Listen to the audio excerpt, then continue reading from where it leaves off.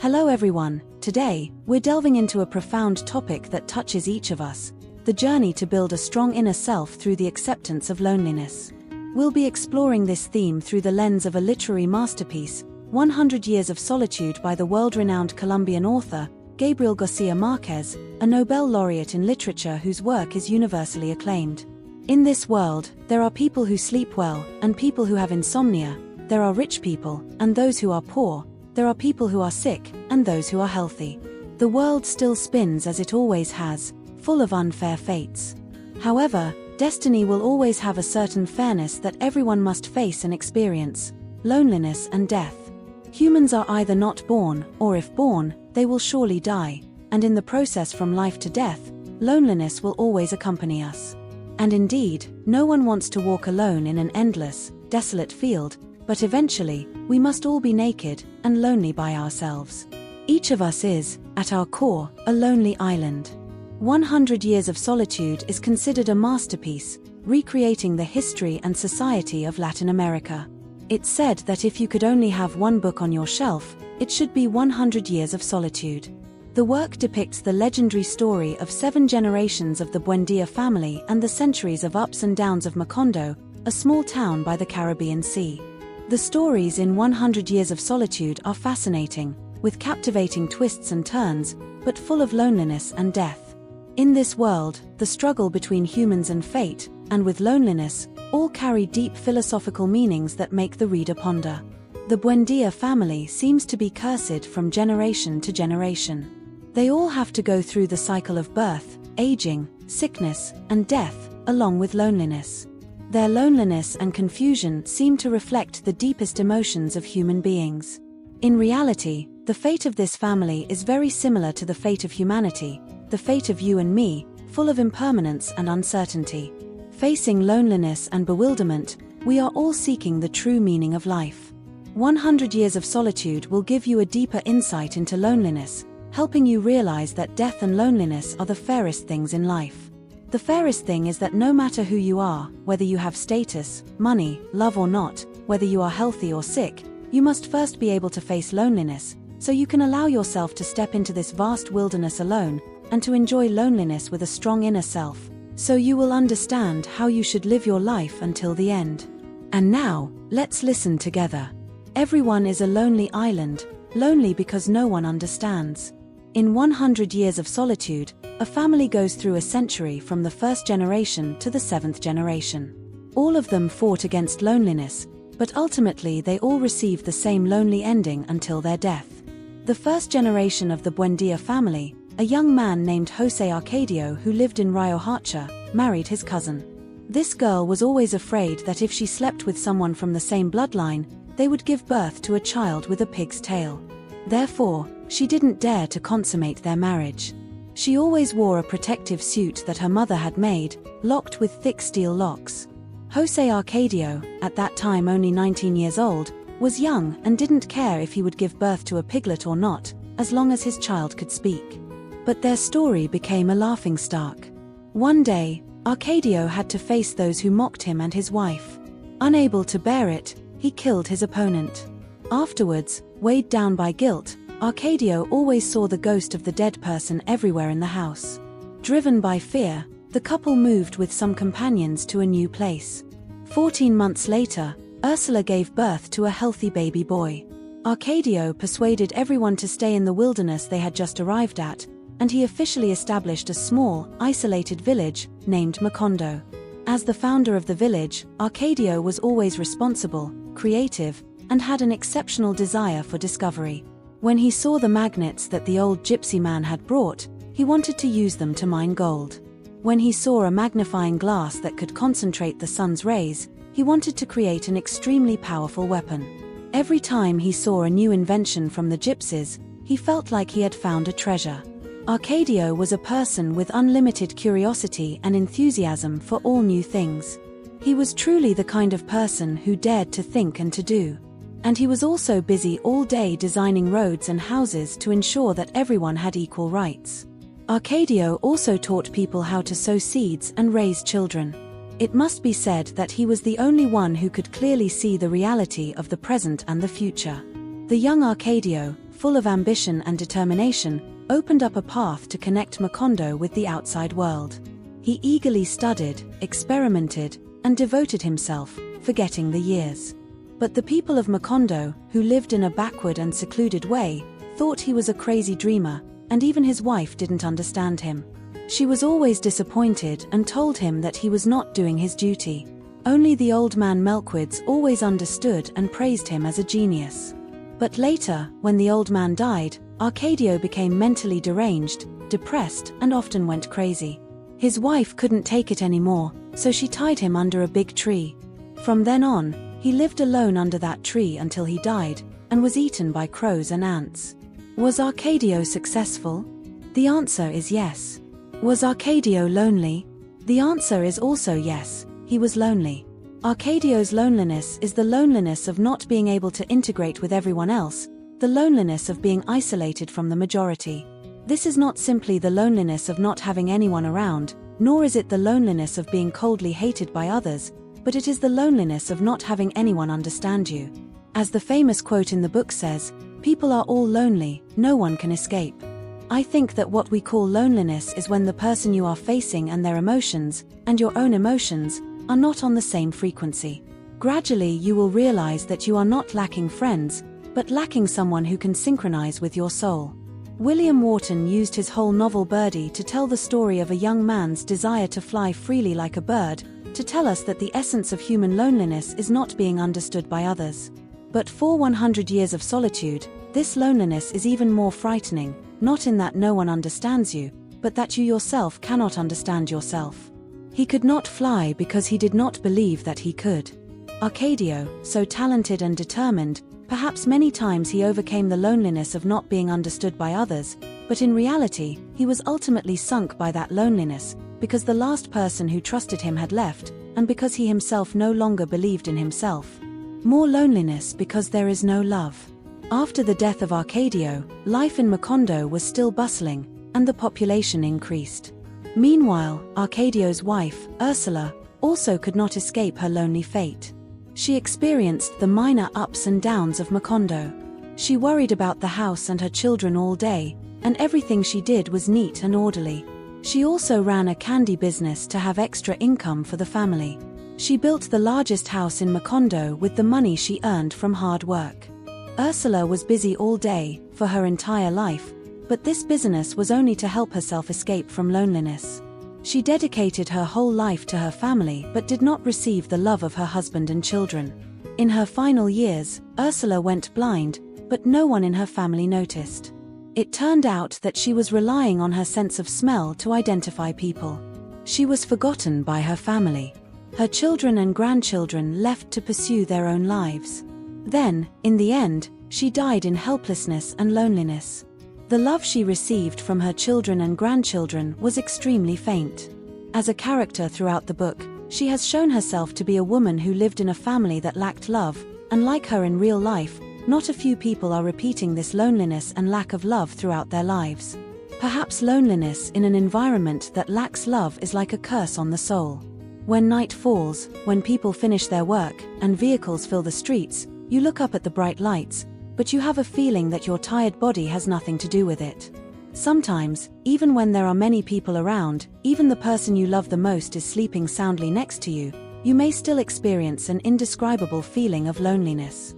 We think that if we have companions, we will not be lonely, but those who have companions will actually be just as lonely. The single are lonely, the married can also be lonely, the sad are lonely, the busy are also lonely. You will be lonely under the night sky, and you will also be lonely even under the sun. Loneliness will always lurk and will appear at a certain time in your life. But the big question here is, does loneliness come from when others don't love you, or is it because you want someone by your side, and want to be loved? The truth is that if in your heart there is someone, you will not be lonely. If your inner self is filled with love, you will also not be lonely. Loneliness comes when your inner self feels lacking. But perhaps, you do not lack someone to love you, but you lack the ability to love. That is also the loneliness that the wife Ursula experienced, the loneliness of most people in the Buendia family, so that in the end, they were all sunk by loneliness. The more you want to escape loneliness, the more you are swallowed by it. Next, in the second generation of Arcadio and Ursula's two sons, Aureliano was definitely the one with the most glorious life, but also the loneliest. Even in his mother's womb, Aureliano already cried. When born, he had the innate ability to predict events, but this unique ability was like a curse, making him withdrawn and quiet from a young age. Like his father, he was curious about new things. He began to learn to read, write, and calculate, studying alchemy day and night. However, alchemy did not completely liberate him from loneliness. He needed spiritual comfort from his older brother, José Arcadio. For many nights, the two brothers talked and shared their joys and sorrows. But one day, the older brother who had just fallen in love suddenly ran away with a gypsy girl and disappeared without a trace. Perhaps, like Aureliano to us, companionship with others is like a tranquilizer, which can soothe loneliness, but cannot cure it. After losing the only loved one with whom he could confide, Aureliano could no longer seek comfort to fill his loneliness. He continued to relieve his sadness by concentrating on experimenting with making small gold fish, and he was busy every day in his laboratory from morning till night, year after year. He became an excellent goldsmith, but he stubbornly immersed himself in his own world and did not want to get married or talk about marriage. Until he met the beautiful 12-year-old Remedios, the void in his heart was filled. His soul, which had seemed lost for so long, suddenly awoke for a moment. Therefore, regardless of public opinion, he insisted on marrying a girl who was only the age of his daughter. Nourished by love, he seemed to become a different person. He talked more, he was enthusiastic in socializing. The gloomy look on his face suddenly disappeared. But the happy time didn't last long. Remedios died after accidentally eating coffee contaminated with poison. Facing the pain of fate, Aureliano was full of resentment but helpless. He could only store the beautiful fragments of memories and endure a deeper loneliness. So Aureliano began experimenting with his little gold fish again, until the sound of war rang throughout Macondo. The youth eagerly joined the revolution. Aureliano, who was eager to escape from the darkness of loneliness, saw this war as a lifeline. At first, he couldn't even distinguish which faction was which, but a few months later he was already leading a group of compatriots and began his military career. Then, for 20 years, Aureliano launched 32 armed uprisings, surviving 14 assassination attempts and 73 ambushes. Aureliano was promoted to commander-in-chief, and all power was in his hands. From south to north, from east to west, he made the enemy fear him. At this time, he also did not lack earthly pleasures, having 17 children with 17 women, but the emptiness that came from the peak of power, the paralysis from loveless drunkenness, brought him the bone-chilling coldness of loneliness. When the 17 sons grew up, they all came to Macondo in search of him, but they were mysteriously assassinated, and no one could survive. Even his former lover and the maid by his side were directly and indirectly plotting against him. After almost being poisoned by a cup of coffee, Aureliano became a man who was always suspicious and cold-blooded. He killed the general who had once been very good to his father, and he chased away all the family members he had. As time passed, his relatives and comrades were all estranged from him. Love, power, and death could only bring him short-term intoxication, but could not make him escape his loneliness. In fact, many people are like Aureliano. When lonely, they begin to constantly seek comfort to dispel the emptiness in their hearts, endlessly pursuing power, fame, material things, and the feeling of being loved, etc., in order to overwhelm loneliness. But it is precisely the act of wanting to break free from loneliness quickly that creates the greatest loneliness. As Leon Bloy said, when people are alive, behind them is the darkness of loneliness, and in front of them are the steps that lead to the grave. Life is inherently lonely. Loneliness is an inborn destiny, a normal state of life. When you try to escape from loneliness, you fall deeper into the quagmire of pain. A strong inner self begins with enjoying loneliness. Aureliano, when standing on the podium of glory, surrounded by soldiers, and with the people respecting him as a great hero, only he understood the feeling of inner loneliness that had robbed his soul, leaving it so empty and terrible. He compared himself to a disgusting pig wallowing in a pigsty, having honor, but not having real satisfaction and joy. He became more and more confused, not knowing why he was fighting like this. Not long after, his heart was restless, causing him to decide to defect. A colonel, who had once been his comrade in arms, fighting side by side with him, tried to stop him, but he did not listen and ordered the man's execution. On the day of the execution, his mother came and intervened, stopping this brutal behavior and persuading him to turn back. At this time, he fell into an internal struggle, deciding to lock himself in to reflect on himself. After a few hours of silence, images of his father making gold fish made him suddenly awaken. What did supremacy mean? No matter how fantastic the legend surrounding him is, it was nothing like those days when he was quietly alone, making small gold fish. Loneliness can never be filled, and each person can only find their own moments of happiness in the gaps of it. Aureliano decided to reconcile with the cage that had confined him for almost his entire life, and decided to live a life that he truly enjoyed. He freed the colonel, took off his uniform, and returned to his family. He stayed in his laboratory every day without leaving the house, making small gold fish day after day, and achieving unprecedented peace in his concentration. After a seemingly glorious cycle of his entire life, Aureliano returned to his starting point. Loneliness still haunted him throughout this journey, from childhood until adulthood, from the forge to the battlefield. But this time, he calmly accepted loneliness, learning to be at peace when alone. He enjoyed a peace that was not disturbed. The coldness and agitation in his heart gradually dissipated. Finally, he experienced and ended the rest of his life in peace. As it's said, loneliness is an unavoidable darkness in life. It cannot be overcome. The only thing we can do is to live in peace with it. Whether you fight against loneliness fiercely or surrender to it passively, you will still fall into a state of desperately self-destruction if you see loneliness as a fear that you want to get rid of, chasing after external things in order to fill the emptiness, like ceaselessly wanting love, ceaselessly seeking entertainment, endlessly shopping, endlessly craving money, and so on. Then loneliness will eventually become a ferocious beast that swallows you whole. But if you see loneliness as a quiet land, separated from the noise of the world, to have absolute peace of mind, where you can return to yourself, focus on yourself, and things that make you lose track of time, then your heart will be filled with true peace and serenity. In fact, when you learn how to retreat from a life of constantly pursuing enjoyment, when you are alone, and you stop trying to resist loneliness, you will be able to calm your heart, find your own rhythm, and finally experience the true richness and peace of mind. Finally, some words for us to ponder. So, why are people getting lonelier? It may be because we always think we are extremely lacking. The more we lack, the more we desire. Lacking love, we want to be loved. Lacking material things, we want to have money, power, and fame. The nature of humans is an intense longing. When the desire is not satisfied, people feel sad. When the desire is not satisfied, people feel pain. Humans always fluctuate between pain and sadness. And indeed, when the price to pay for those desires is loneliness until death. Like Buendia in the first generation, killing people because of desire, seeing the new items brought by the gypsies and craving to learn and imitate until obsessed and driven mad. Aureliano also launched a revolution because of ambition, craving to be respected by everyone, filling his ego, and so he went madly spending his whole life chasing. Loneliness isn't scary, but if you live with desire leading the way, when loneliness comes, it will be like a ghost that will overwhelm and destroy your life.